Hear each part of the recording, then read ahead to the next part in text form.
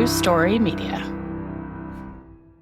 Hey y'all, this is Wendy and Beth from Fruitloops Serial Killers of Color. We just wanted to let you know that we're going to be at CrimeCon May 29th through the 31st, and we would love for you to join us. There's going to be so much true crime goodness there. I mean, the merch, the celebrities, speakers, creators, so much more. But of course, can't forget, we will be there as well. Yes, we will be there. So if you're planning to go, we've got a discount for you. That's right. Use our code FruitLoops10 to save 10% on your tickets. Just head on over to crimecon.com and enter code FruitLoops10 at checkout. Come on and hang out with us. Yeah, we'd love to see you there. Yeah.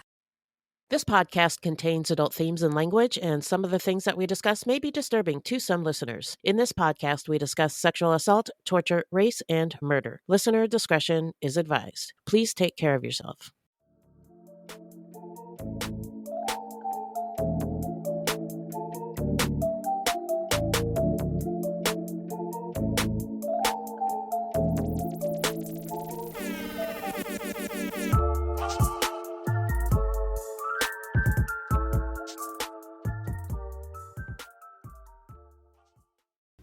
Now, did everybody hear? Who do we got here? We've got Minnie.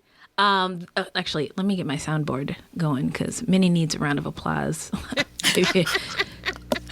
A really long one? Yeah, a really long one. Yay! Minnie's here. We got Beth here. Hello. I'm Wendy. We host Fruit Loops. Welcome to our video club. We're so glad you could join us. We watched the documentary. Can you turn it off now? I can just Okay. I'll just cut it. I do whatever I want and edit. In post. Oh, that's if you don't true. mind. I'll just get rid of it. Okay. We watched the documentary Four Little Girls about the four girls who were killed in their Sunday school class on a Sunday morning. It was Youth Sunday in September, and their bodies were obliterated in the blast. The bomb was planted by the KKK. Only one man was convicted of the murder. His name was actually Dynamite Bob, and he was very proud of his work. There were three other men who have been implicated, but they were never charged or convicted because of racism. Yeah. But these four little girls, their death, I mean, people at the time, this happened in the 60s, early 60s, 1963, I believe. Yes. And it helped reignite the civil rights movement and really led to some progress. So their death was a tragedy, but one of the pastors during the documentary said it was a reincarnation for the movement. Yeah. So, whew. That was a rough one. I don't know how I feel about that, but That statement? well, I mean, that's what happened. So, Yeah. I mean, it's true, but it's really sad that it took something it is like really that. sad.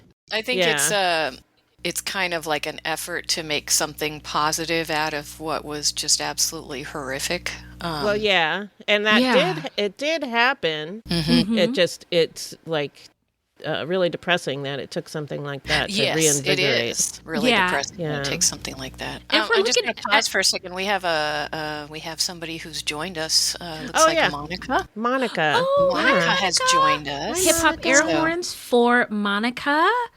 If I can find them. Here we go. Welcome, Monica. We're so glad you're here. Let's have see. something Monica in chat. says hi.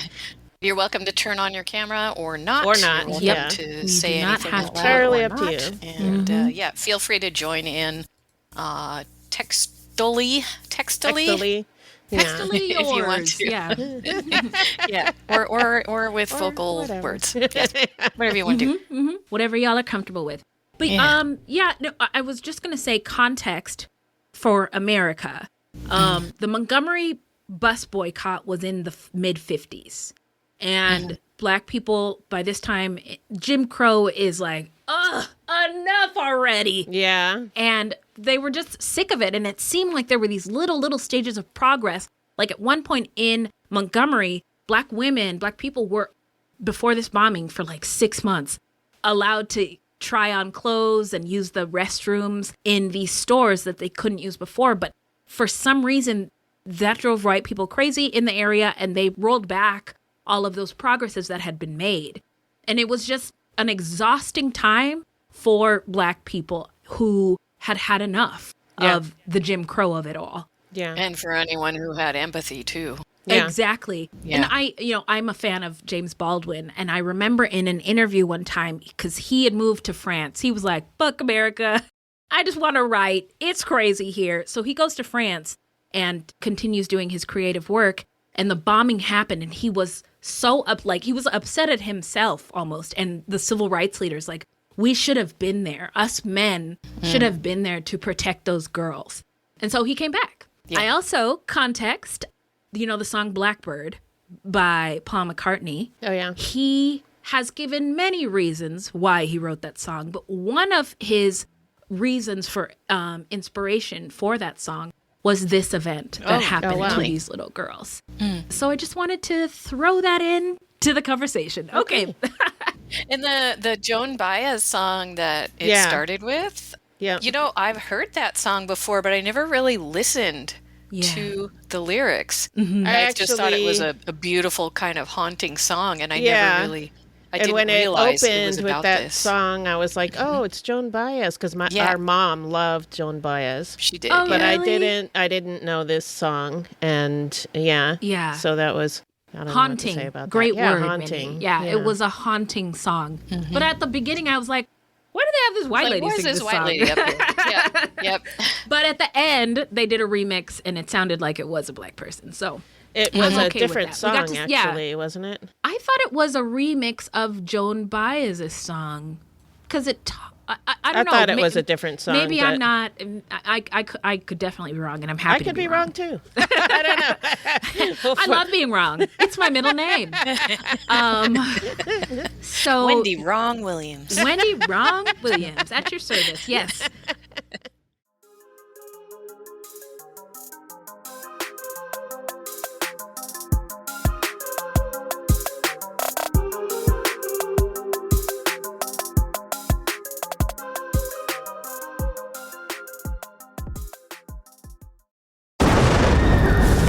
They did to your family, you're lucky to make it out alive. Streaming on Peacock. These men are going to come after me. Taking them out is my only chance. Put a bullet in her head. From the co-creator of Ozark. Looks like a family was running drugs. Execution-style killing, it's rare for the Keys. Any leads on who they might have been running for? The cartel killed my family. I'm gonna kill them. All of them. MIA. Streaming now. Only on Peacock. You tell yourself, no one wants your college-era band tees. But on Depop, people are searching for exactly what you've got. You once paid a small fortune for them at merch stands. Now, a teenager who calls them vintage will offer that same small fortune back. Sell them easily on Depop. Just snap a few photos, and we'll take care of the rest. Who knew your questionable music taste would be a money-making machine? Your style can make you cash.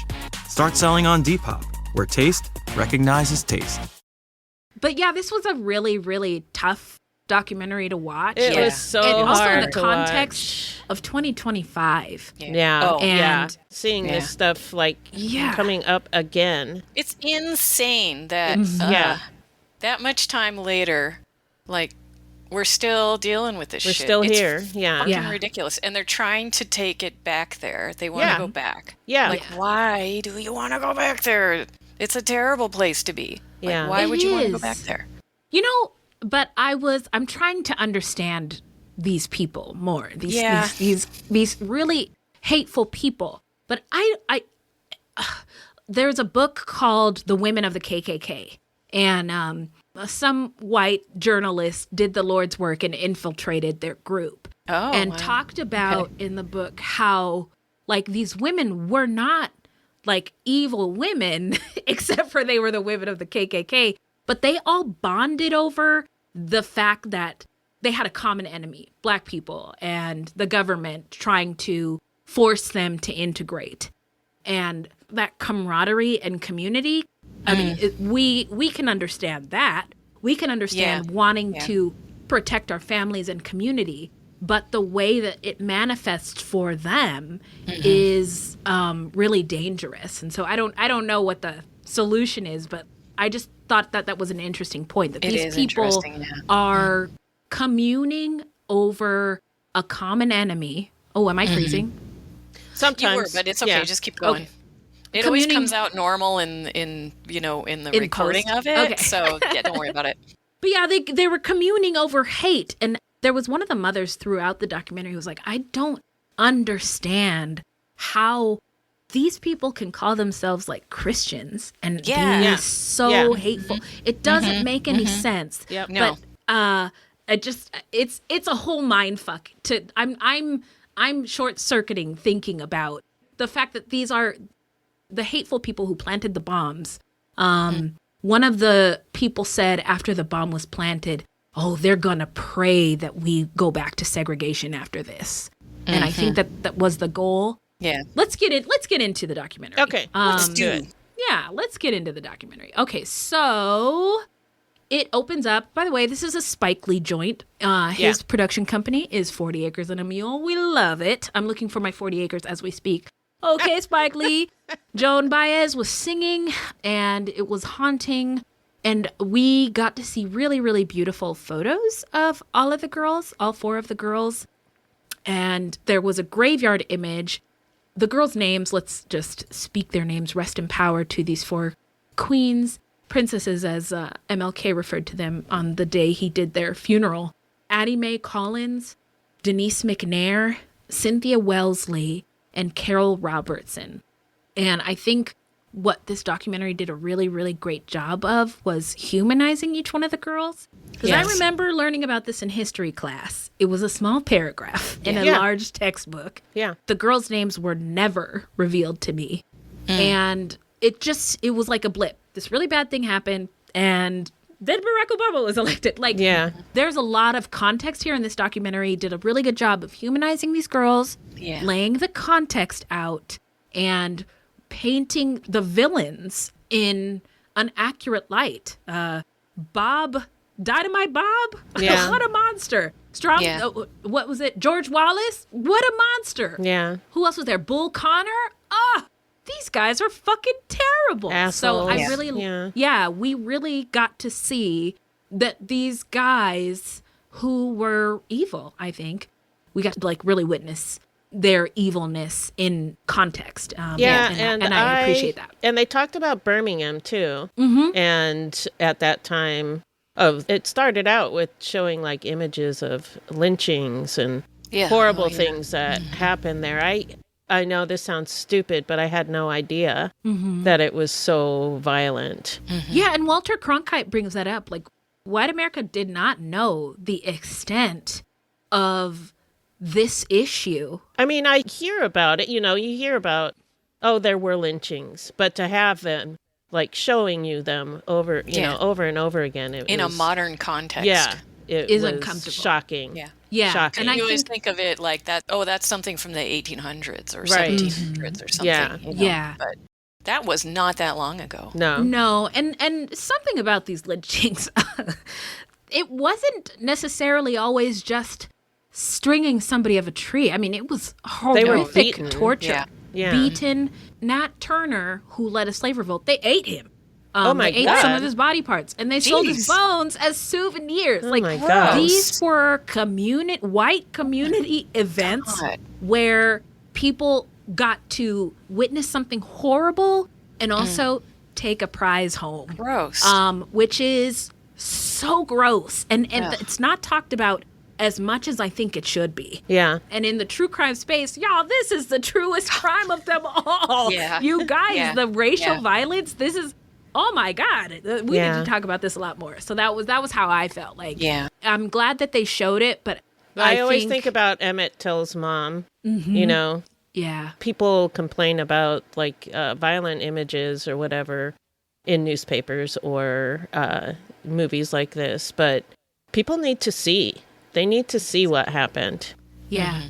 Yeah, I mean, this is part of our history, and if we don't see it or know it, or it just doesn't hit the same. Just like you're saying, you heard about it in history 4 little girls died. That's it, That's it. It just doesn't hit you the same as seeing the images, the post-mortem images of these girls. Yeah. I'm glad you brought that up. And then having the people who were children at the same time talking about them. Yeah. And their own experiences and stuff. That really, to me, like, hit home also. Yeah, I agree. That was, again, just a really, really great way to humanize everybody involved, the girls. And I think one thing that stuck out to me was how they talked about these young girls, and then they talked about the young people who some of them we met, who also were like, I am so sick of this Jim Crow shit. Yeah. And the kids were like, I'm out of school and going to march, and the kids were participating, and some of them went to jail for days, like, because everybody's desire from age 0 to 100 was freedom. We just want our freedom, and we just want to be treated like everybody else. And one moment during the documentary, there was a woman who was a former school teacher imitating a child saying, I went to jail because I want my freedom. And I just, like, melted. That was just like, yeah, we do. Yeah, we do. What else happened in the documentary? So we met the girls and we learned their names. And another context matter, Angela Davis, we met her in the 13th documentary. But she went on trial against the FBI because they said she shot her gun was used to kill an FBI agent. They set her up and she won. She prevailed at trial against the FBI, but she grew up in this area. And I think one of her sisters, while she was on trial and being detained, she was interviewed and this happened. And she was describing her sister, who was friends with one of these girls, and the grief that they were experiencing, even while she was undergoing this trial because of this bombing. So it had tentacles, far-reaching tentacles. Denise, that's the first girl that we were introduced to in detail. We learned that she was a loving child. Sweet. Yeah. So sweet, charismatic, curious, friendly, happy. I think her dad described her as feisty, and he said, she was aggressive, which is a Southern man's way, I think, of saying she didn't do what I told her to do all the time. But he sounded like he actually respected that. Yeah. Like she had her own mind. She was going to do what she was going to do. That's the thing. This conversation didn't come up until the end of the documentary, but I was like, she could have been a president or like an activist or humanitarian by now. You know what I mean? Like, she's in the history books, but I think she's the kind of girl who would have been anyway because of her personality. Right. Her parents, Denise's parents, her dad was college educated.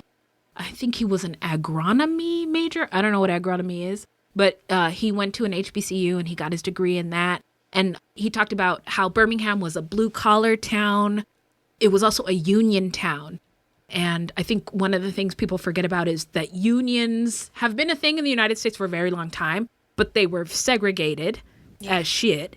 Yeah. And the violence from the unions came when Black people were like, well, we should be a part of that too. Don't you think? And they were like, no, pew, pew, pew. No, we don't think. Yeah, we don't think so. So that was something that happened in Birmingham. And they talked about the history of violence. And we saw the photos of the lynchings as we talked about. It felt to me like, because there were some people commenting, Birmingham was a peaceful place. It was a wonderful place. A bunch of white people. Family. And then there's images. Yeah, if you're white. Well, they're saying that there were images of like the Ku Klux Klan and stuff. Yeah. So it's like such a nice place to bring your kids up. What the fuck? Yeah. No. Yeah. And I mean, what I hear every time people get like nostalgic about the past and it was a simpler time. I'm like, you mean it was a racist time? It was like when the white folks had everything, didn't have to worry about. It was simpler because you had everything. Yep. Yeah. No, when the orange man says "Make America Great Again," this is what I think he's thinking. This is what he wants. Racist again. That's you know his dad was in the KKK, by the way. Oh, I didn't know that. I know he was a raging racist, but I didn't know he was in the KKK. In front of the White House. Jeez. In not surprised. 10 or 20s. Yeah, so, we get it. Yeah. Yeah. But white supremacy, this is an element of white supremacy. As long as white people are comfortable, then everything is good. It doesn't matter about what everybody else might be going through. It's gross. Yeah, it's pretty nasty. Pretty gross. Black people had a place in segregated Jim Crow America, and white people had their place, which was elevated. They could go wherever they want and do whatever they want. Even crimes, and kill people and rape people and steal things and not get punished for it. There was the water fountain thing, and Denise's family talked about how painful it was to have to explain to her that she couldn't use a drinking fountain because her skin was black. And I hadn't thought about what that might feel like for a parent to have to explain something so nonsensical to a kid. And it doesn't make sense, and it's wrong, and they know it's wrong, and they're like looking at you like, why can't you do something about this? Yeah. But you can't. Yeah. And not only that, but feeling that it's almost like a double humiliation. Yeah. In a way, because you're right. not only like, well, I can't do it, but I can deal with my feelings for that. But not only that, but I have to stop my child from, I can't give something to my child. When all and I anybody can't wants explain to do is why give things because to it your makes children, no fucking sense. Yeah. And try to explain it in a way that is not going to kill the self-esteem of your child and yourself. Yeah. It's awful. It's fucked up. Yeah. It really broke my heart. And I feel like Denise's dad, Chris, is like the hero of the document. I love this man. And his, we'll get to his testimony at the end, but his testimony, I think, really solidified the guilty verdict, along with that white lady who we'll get into it, Dynamite Bob's niece, who walked in on him with the dynamite. But, Chris, he had a real Alabama accent, and he was talking about how he was getting some ribbons. And I wrote ribbons, RIHBUHNS. I just love Chris ribbons. Was my favorite. I hadn't realized that the Birmingham accent included, like, they would say, instead of saying first, they would say foist. It was like, it was some kind of. I didn't pick up on that. Yeah. So I kind of enjoyed the accent. I didn't realize that was part of it, because that to me sounds like New York or something. Yeah. Hey, we get the foist one, but it was. I really enjoyed the accent as well. Yeah, the accents were fantastic. For sure. Mm-hmm. So that was painful. And then Carol's aunt said that she was good at school, she was good at church. Carol's sister said she was giving, she was outgoing, she had a lot of friends, she was beautiful, smart, she played music. I think she played the clarinet, and she was a Girl Scout, and her mom had her sash and showed all the merit badges. Like, this was a good girl, y'all. Like, she could have been, my heart breaks to think. Anything she wanted, Yeah. Now she's an ancestor. Society but hadn't been such garbage. Yeah, for reals. Yeah. Any room over there in Canada? Just kidding. I've been trying to get there since since she moved there. Excuse me. I hate it here so much. But my frustration is that it seems like there is a real effort with who we have in the White House to get back to this awful time. Yeah. And it's really scary. It's scary to see how dangerous it was. Yeah. Mm-hmm. And how dangerous it is, and that it can get worse for people who are different. Yes. Yeah. Anybody who's different. Yeah. Mm-hmm. If you're not a white hetero male, then fuck you. Is basically the whole idea. Basically is what they're saying, Yep. Yeah. Okay, hang on. Let me pretend. I was thinking, well, what if I disguise myself as a white guy? Bruh. What else do white guys say? What's my ROA on that? Or wait, no, they say ROI. What's my ROI on that? Return on investment. Something I don't about think Bitcoins. It's gonna work. I don't know. I don't think I can pretend I'm to be not aware. racist. Some of my best friends are black people. Some of my best. Oh my God! When George Wallace, can we talk about George Wallace? Oh my God, his best friend. And his best friend is black. friend's like rolling his eyes. Disappear right now. Why can't your best friend stand stand next to you? Why can't he look you in the eyeballs? And why is he rolling his eyes? Yeah. Just like that subtle eye roll and like trying to step trying back. to walk away. Yeah. He looked angry and irritated. This man. He's like, this fucker. Yeah. He's calling me his best friend. It's like, motherfucker. but if I don't stand here, he'll kill me. So I have to. Or he'll kill my entire family or whatever, Seriously. And I really think Sure. that George Wallace believes that if you don't kill a black person in your orbit, He's your best friend. is giving them respect. Yeah, that is they're my friend. I didn't murder them. I didn't lynch them. See, look. Love black people. Every time I see him, I don't murder him. So clearly, clearly, I'm not racist. Yeah. Which is so crazy. If I had a wig, I would throw it off my head because that's insane. That's insane. Yeah. That guy. As soon as he showed up, because I know I had to have learned about him before or something. Because as soon as he showed up, I'm like, this guy. I almost said it out loud too. I was like, there was a couple of this guy. This guy. Throughout the document, unless Bill Cosby makes an appearance. Oh my before. God, I'm like, oh man, can we just erase him out of there? Bill Cosby. I mean, I understand at the time culturally that would have been very appropriate. Well, it's the 90s, right? They didn't know yet that he was a rapist.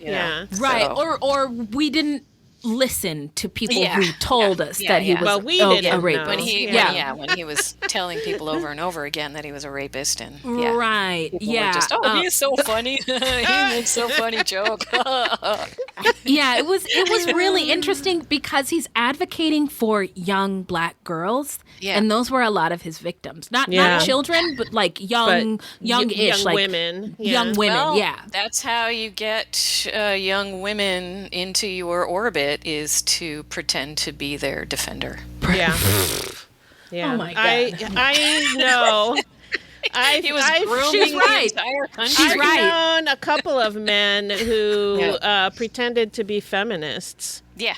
And it was... I'm not anti-feminist. Yeah. Some of my best friends are women. Yeah. And it was to so get gross. into their pants. Yeah. Yep. Pretty much. Yeah. That is... Yeah, so there was, to your guys' point, there was a lot of this dudes, and there were those are a couple of examples.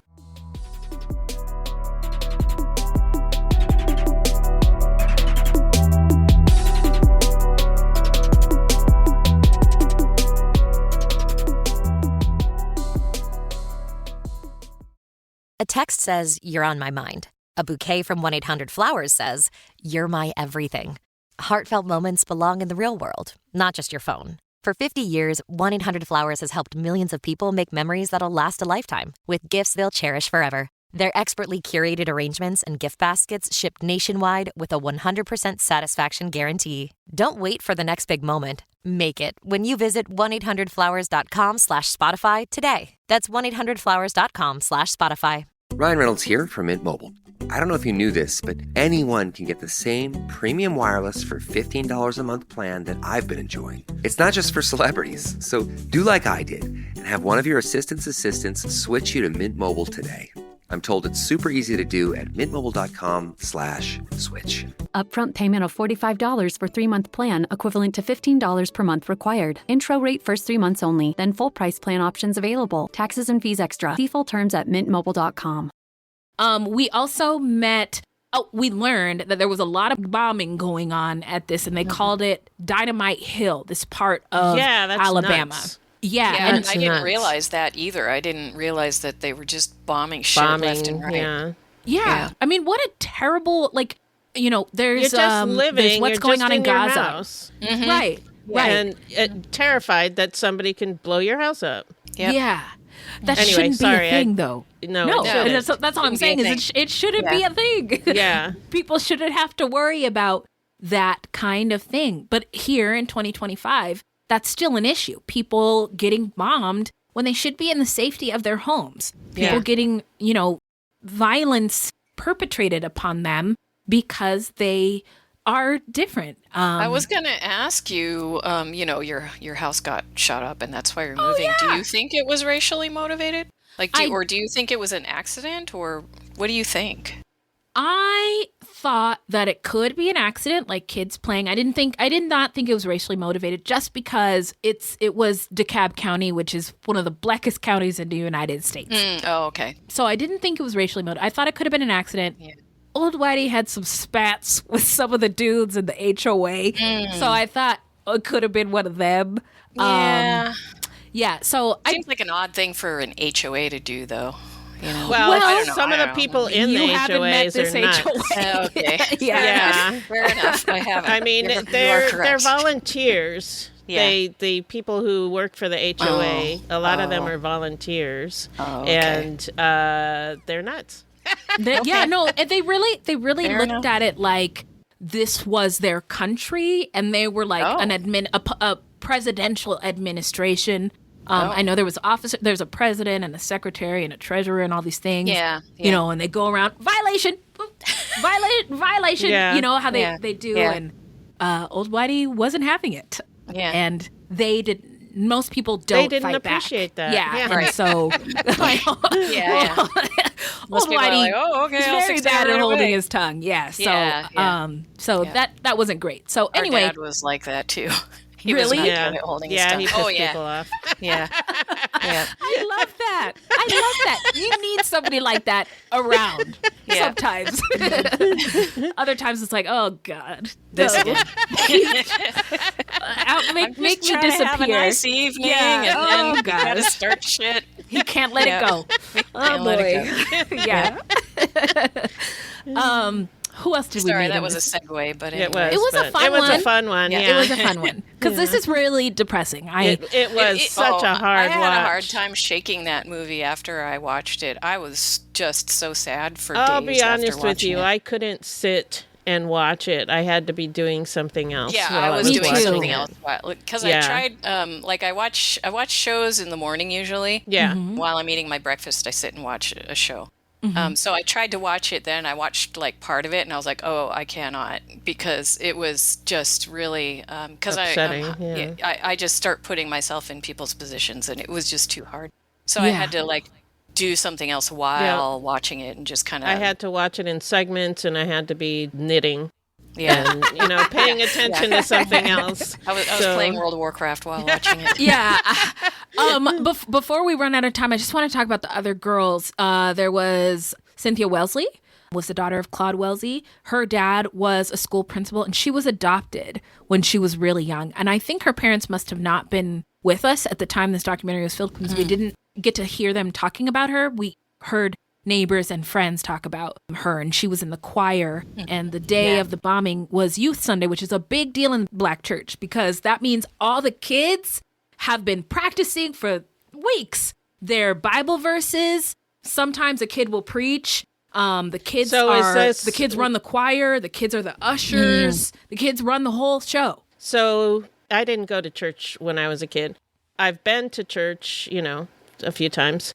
Was it a situation where usually the adults are in the church and the kids are in Sunday school, and then on this day the kids are in the church too, or in the service? So they showed a clip of the church program, on the sign that they have outside of the church. So Sunday school started at 9:30.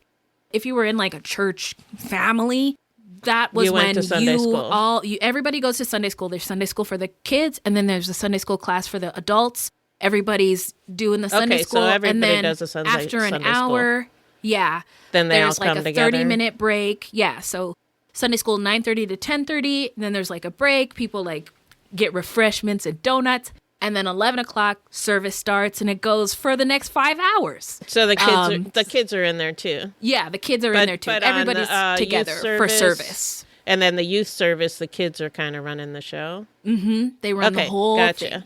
Gotcha.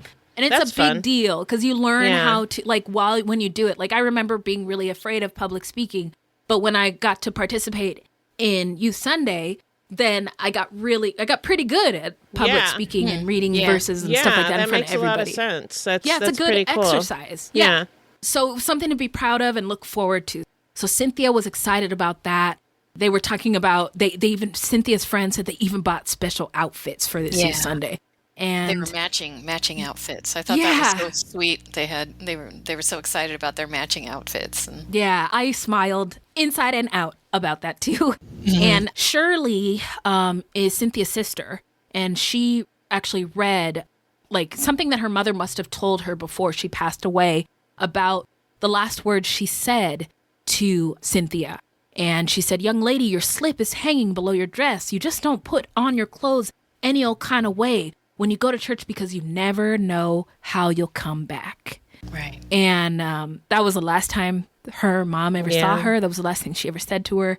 And it's so ironic. The irony was not lost upon me throughout this entire thing. That was crazy. And we talked about the postmortem photos. I had never seen those before in my whole 40 years. Yeah. Like I said, they were a paragraph in a history book. Yeah. And we learned so much, including what that bomb did to those girls.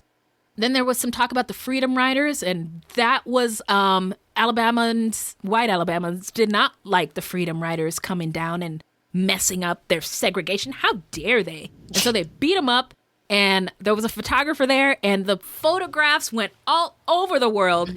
And it was kind of funny to hear some of the white guys involved in this, like, talk about, it was so hard to explain to people what was going on in my Alabama town. Not all of Birmingham is like that. Not all of Alabama was like that. It was like, well, enough of it is to be a problem. Yeah. So I thought it was funny how they were talking about how the photographs got out.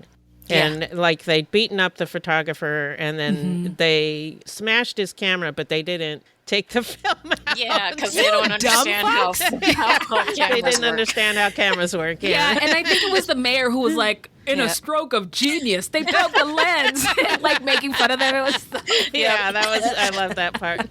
I like that too. I'll stop you taking pictures. Yeah. Okay. But I already got all these other ones, and you didn't ruin those. So, one of the other victims was Addie Mae, and Addie Mae was described by people who knew her as funny. She was a sweet, peaceful girl. She just wanted to make peace with everybody. She wasn't a mean person. She was just very sweet. And we heard the bird story where they were going to play, but she found a dead bird. And she was like, no, we cannot play. This bird needs a funeral, a proper funeral. Somebody sang Amazing Grace or something, or the Lord's Prayer.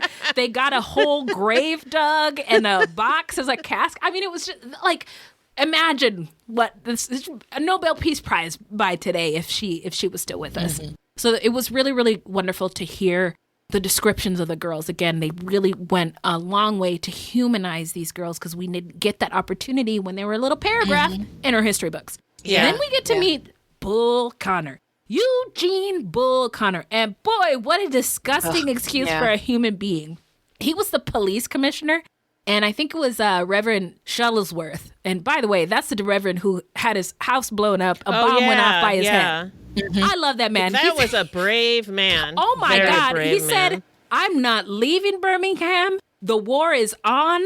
I just won a battle, and I'm not going. I mean, he just fighting words. He was just like a soldier for this movement, and I admired it so much. Yeah. But Bull Connor was really a bad dude. Yeah. And apparently, some people in this documentary describe racism, the hatred towards Black people, as like a real mental illness. Yes. And Bull Connor was fucking nuts. He was very mentally ill. He was very, he really needed some help. Better help. Sponsor. But like, he would just they said he would lose it when a Black person wouldn't cower before him or would speak up with pride or love themselves. I'm sorry. And gross. He didn't even feel like they should be citizens. Fuck that guy. Fuck that guy. And his tank, sir? In Birmingham? Oh, yeah. That a white one. Yeah, he's seriously something wrong in the head. Yeah. Now, definitely. I'm trying to or figure a lot out of things wrong in the head. Old Whitey loves just the good old boys. What is that? Dukes of Hazzard. Dukes of Hazzard. Dukes of Hazzard, And I was Boss just Hogg thinking had about a that white. the other day. You really? Yeah, Did you watch I was. No, I did, and I was just thinking about how the fuck did we watch that? Well, how was that a TV show? Yeah. I don't know. I don't know. Yeah, it was like back in the days when white people didn't realize that the Confederate flag was like something racist. Like we didn't know.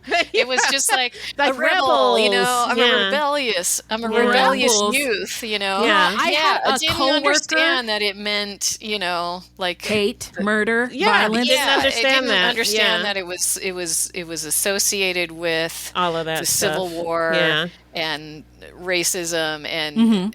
Yeah, I mean, it was on television, like the Confederate flag, and I think I even had we one. were kids. Like, we were kids, so we didn't really get it. But exactly, adults put that shit together. Why are the adults doing this? Yeah, no, I had a coworker who had General Lee at his desk, and I called HR. Like, what? Yeah, I can't work in these conditions. That's not cool. Was that where we worked or a different place? different place. I was going to say, who did that? Who was it? I'm gonna get him. I'm gonna get him. But yeah, that was nuts. So what else? Again, the kids, everybody from 0 to 100 years old was like, we just want freedom. We just want to be treated like everybody else. For some reason, that was too difficult for the white establishment to understand.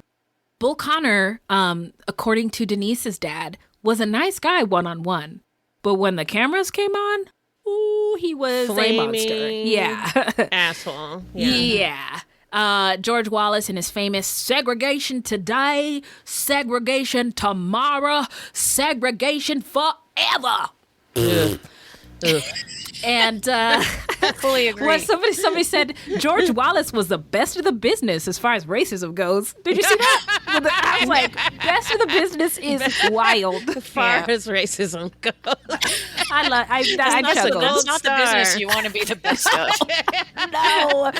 No. And I feel like there's another victim that I don't think. Oh, Cynthia. And Cynthia was described as like really, really friendly. And there was a young man who was like, I was a fat, annoying kid. And Cynthia was always so nice to me. Mm-hmm. And the Friday before the bombing happened, Cynthia said to him something like, see you Monday. Yeah. And they didn't get to see each other on Monday.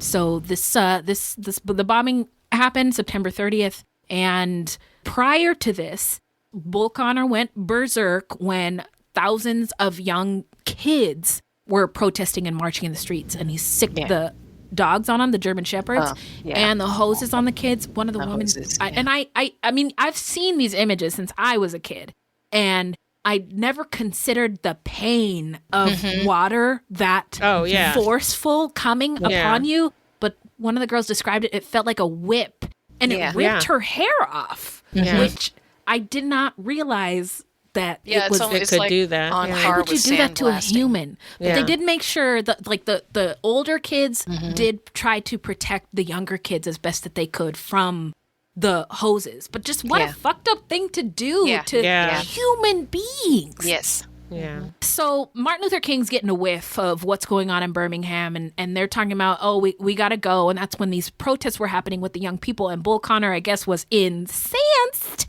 So was the KKK. And some people in the documentary were like, I feel like they were retaliating against kids like on purpose because of these prior demonstrations. Yeah. Right. Yeah. Which Martin Luther King was like, listen, if these negotiations go to shit, we're going to have to demonstrate. We don't have no choice. And that's what they did. All these kids went to jail for freedom. Denise asked her parents if she could march, and her parents told her, you're too little. And Denise goes, well, you're not too little. Yeah. And her mom was like, oh, she really like read me, you know, we adults can do something about this situation, but we were choosing not to. And there was a lot of older people in the documentary who described being proud of the young people who were standing up, but grown-ups were scared. You could lose your job if your boss saw you at one of these marches. You could, have violence perpetrated on you. So the kids being a part of this march was monumental because they didn't have as much to lose as the grown-ups did. They couldn't get fired or, their livelihoods couldn't be taken away. You know what I mean? Yeah. And I think also the parents are like, if something happens to me, who's going to take care of my kids? It seemed like, to me, what I gathered, all the grown-ups were really rooting for every single kid and was really proud of them for participating. Yeah. To be young, gifted, and black. I love it. Happy Black History Month to be.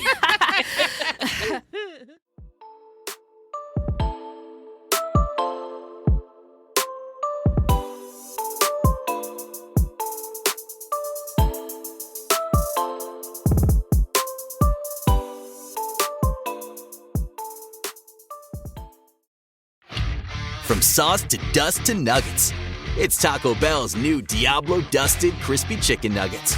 Are they mild? If they were mild, they'd have to change the name to Little Rascal Nuggets or Minor Nuisance Nuggets. Definitely Diablo. New Diablo Dusted Crispy Chicken Nuggets, a brand new classic. Only at Taco Bell. At participating U.S. Taco Bell locations for a limited time and while supplies last. So the bombing occurred, and this was, I think, in the shadow of the Million Man March that was in Washington, D.C. a little bit prior.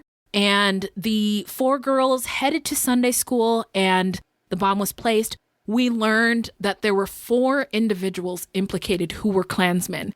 Somebody said at the time of this bombing, 1/3 of the police department was Klan members or Klan affiliated, which that doesn't make me feel very safe. No. I'm just going to go out on a limb here. Yeah. And again, the victims, Cynthia, Addie Mae, Denise, and Carol.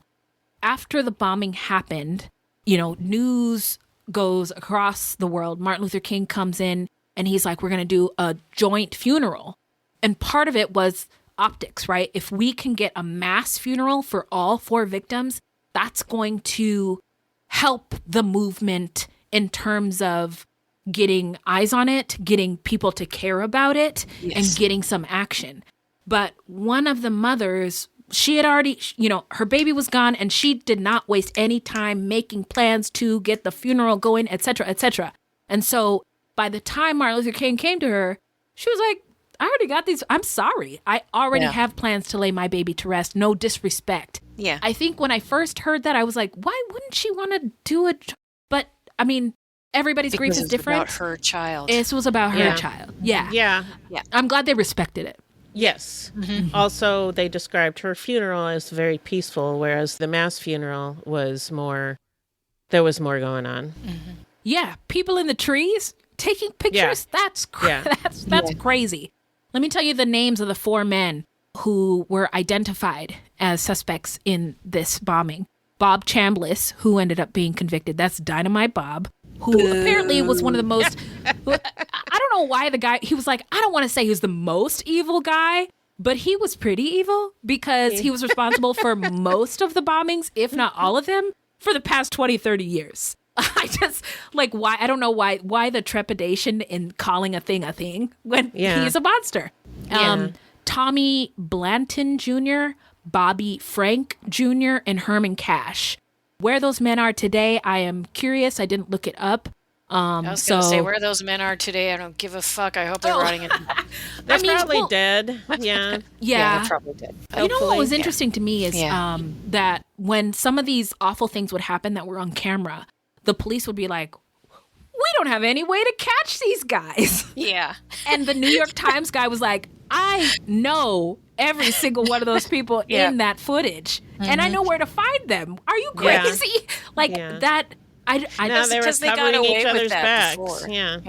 Yeah. I mean, previously, before this became as big as it became, that's how they would do, and it was easy because that's all they had to say. And then they didn't have people all up in their business. Guess whatever, And so they were just used to you just say whatever, and then people are like, oh, okay. Yeah.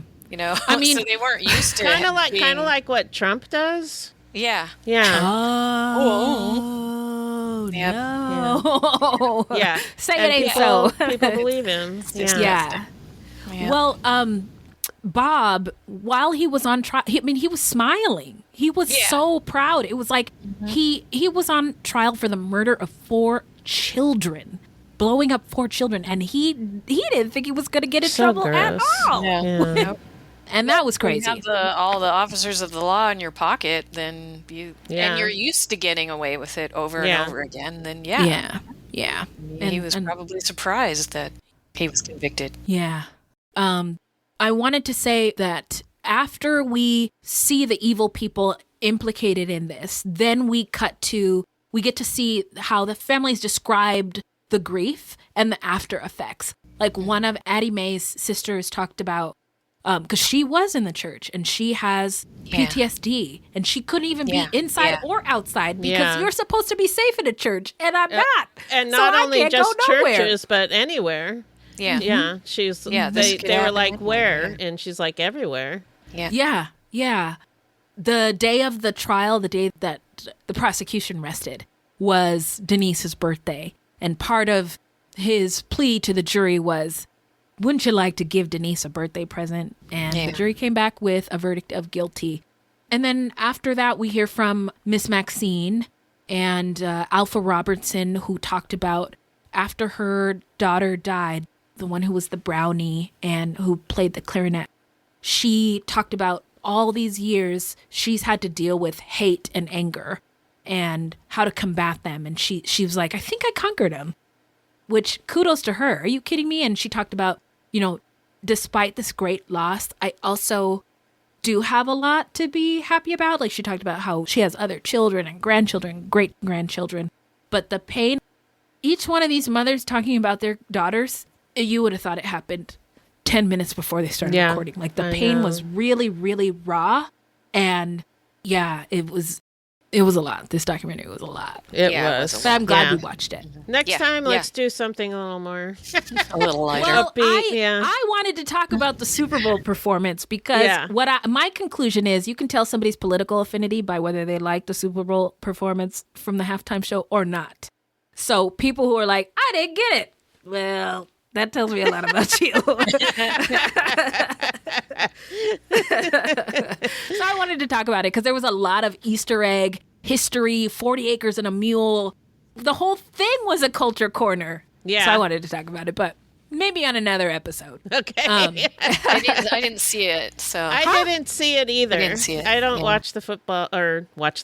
Yeah, pretty much. That's it. Yeah, I don't watch the Super Bowl, so I didn't see it. What I've been hearing about lately is the hockey game where Canada beat the U.S. Oh yeah.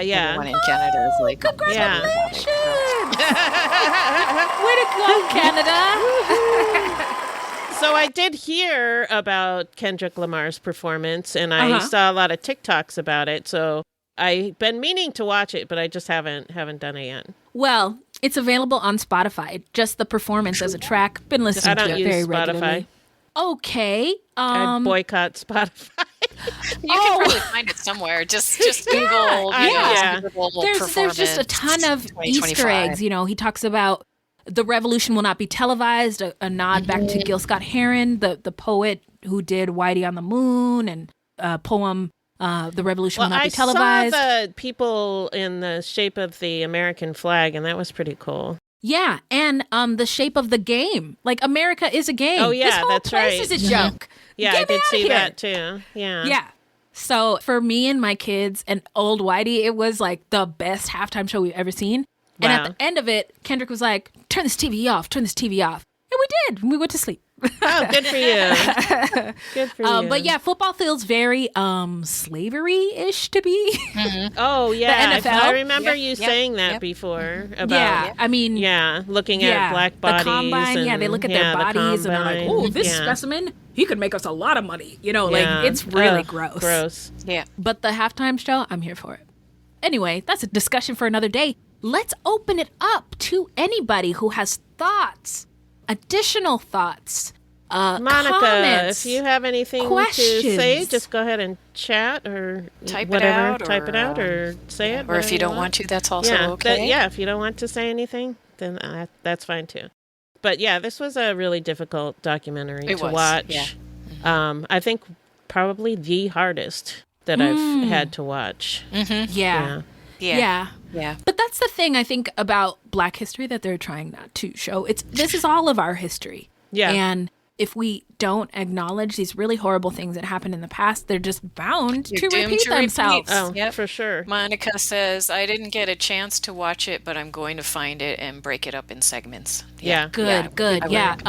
Have a warm blanket and a cup of tea and a snuggly stuffed animal to hug while you watch it. Don't watch it right before you go to bed. No. Yeah, don't do that. No. And then the closing song, we'll have to find out what that was, because I watched the credits looking for any indication about who was singing that song and what it was called, and I didn't see it. So I remember watching it and it triggered something. I'm like, oh, that's that song, but I don't remember I don't remember what it was. I just remember the moment of going, oh, that's that song. Yeah, that's what I felt like. Oh, it's a different version of the Joan Baez song. Yeah, it might have been a remix of it or something else entirely. A little more soulful. Yeah. But this was one of those documentaries. It's like one of those things you need to have watched. You know what I mean? To kind of like be a participating member in the progress of humanity. I'm glad I watched it, even though it was awful. Yeah, I mean, it wasn't awful. It was a good quality documentary. But the story's awful. Was awful. Yeah. And I really, really hope we're not going back there again. Ooh, girl, from your mouth to God's ears, somebody save us, please. Oprah Winfrey, can you help? Like, anybody? The Rock? Huh? I don't know. Anybody? Hello? Hello? Knock. Hello? I'm waiting. Anyone want to intervene at any point? Jesus. Yeah, it's bad, but I've started growing fruits and vegetables. Yeah, that's awesome. Preparing for when shit hits the fan. Us too. I'm hoarding food too. Good for you. How are you surviving the Trump administration? Anybody? I'm staying up here in Canada. How about you, Monica? What are you doing to stay sane in these crazy times? We're going to start a small garden too. Oh, I love it. I love it. Yeah, no, everybody should do it. You can get free seeds at the library. Did you know that? What? No, I didn't know that. Every library gives away seeds. Oh, that's are local to your area. So that's a good place to get seeds. Okay, you can get free seeds on the internet, but also they sell them at the dollar store. So that's where I got all of mine. But if Monica stuff goes down, mind blown emoji. Yeah, I just Googled it. Yep, they got one. They got a seed library at our local. I didn't know that. You Very guys cool. got to do it every day. Spring's right around the corner, everybody, and we don't know what these Republicans are fitting to do, so we really need to be prepared. Yeah. So So I say that lovingly. I think the song that played at the end of the documentary was "Four Little Girls," which was Isn't that the name of the Joan Baez song? No, the Joan Baez one is called "Birmingham Sunday." Oh, yeah, you're right. Yep. Oh, wow. Yep. Okay. Leave it to Beth to really set us straight. I just, it would bug me if I didn't figure that out. Yep. Oh, Lord have mercy. Well, thank you for clearing that up. Before there was Google, if I didn't know something, I would call my sister Beth. Because you would know. Really? Not always. I don't know. Most of the time. Google with a face and legs. I just like collecting useless information. That's all. Google with a face. I don't find any of it useless. It's always useful. That's why we love you, girl. I have to be on the spectrum or something. Who isn't? Who isn't? Yeah, pretty much. But yeah, I'm glad we watched, and I'm glad we got to discuss it. Yeah. Any parting thoughts or anything that is important or on your heart about this documentary or anything in this fucked up world that you would like to say? I think we covered it. Yeah. Mostly I've been distracting myself with bird videos lately. Oh, bird nice. videos. Bird videos. Cockatoos, parrots, they're crazy. Silly. Yeah. Yeah. Monica says, protect your peace at all costs. Good plan. Girl, where are my air horns? Because that needs to be on a t-shirt, tattooed on everybody's face. Protect our peace. Yes. All right, y'all. Well, this has been a very special bonus Patreon episode. We had a time discussing the Four Little Girls documentary directed and created by Spike Lee.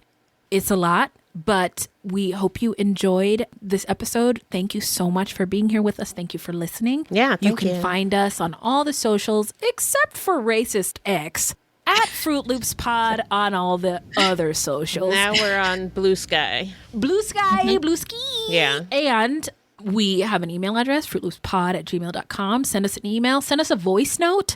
Send us DMs. And let us know how you are protecting your peace. And on top of that, look alive, y'all. It is crazy out there.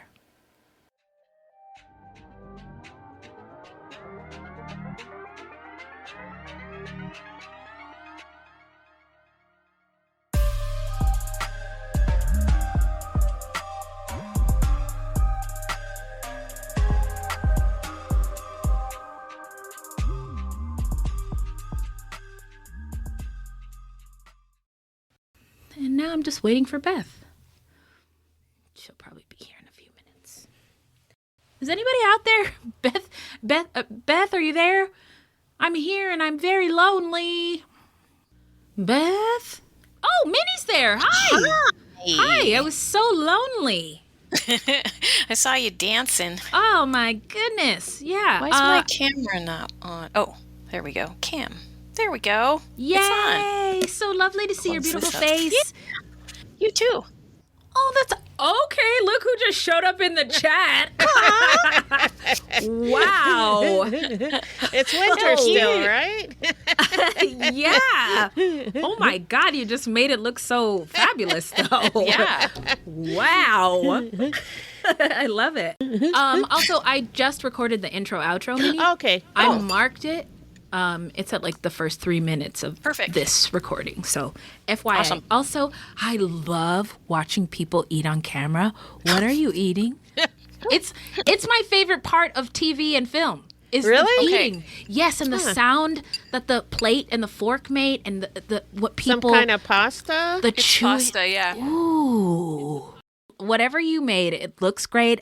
I also love hearing and watching you eat it. So, not trying to be weird, but you're it's being just weird. a thing. I'm weird. Yeah. I'm thinking we will want to get started. Sure. Are you guys cool with that? Yeah, just go ahead and start. I'm gonna play the trailer. Okay. All right. Uh-oh.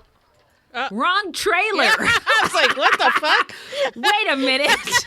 That's not what I was like, I don't remember that. Wait, I thought it was Spike Lee. Wait, I'm like, who? What? Okay, listen. Wow, embarrassing. Whoa. Okay, listen. I'm very sorry. Yeah. All right. Sure. Yeah, certainly Yeah, is. faux show. Yep. Faux And thanks, Monica, for joining in. Yes, yeah, Monica. thanks, Monica, for joining us. Mwah. We love you so much. Thank you so much for being here with us. Yeah, protect your peace, girl. Yeah. And At our thoughts, for sure. yeah. Now I'm gonna wash my face and go to bed. All right. She says, but no problem. Monica Love said you, ladies. Yeah. Oh, we love you more. Love you We too, more. Monica. We love you more. Yeah. All right, y'all. I'm going to stop the recording. Okay. And since the internet. Starting a business can seem like a daunting task, unless you have a partner like Shopify. They have the tools you need to start and grow your business. From designing a website to marketing to selling and beyond, Shopify can help with everything you need. There's a reason millions of companies like Mattel, Heinz, and Allbirds continue to trust and use them. With Shopify on your side, turn your big business idea into... Sign up for your $1 per month trial at shopify.com/special offer.